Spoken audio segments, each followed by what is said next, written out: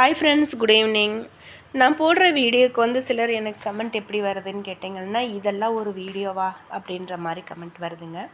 நான் dog video போடுறதுக்கு ஒரே காரணம் என்ன அப்படின்னு கேட்டிங்கன்னா, நம்ம நாட்டு நாய்ங்களை நம்ம எடுத்துகிட்டு வந்து நம்மளாலையும் இப்படி வளர்க்க முடியும் அப்படின்ற ஒரே காரணத்துக்காக தான் நான் வீடியோ போடுறேங்க.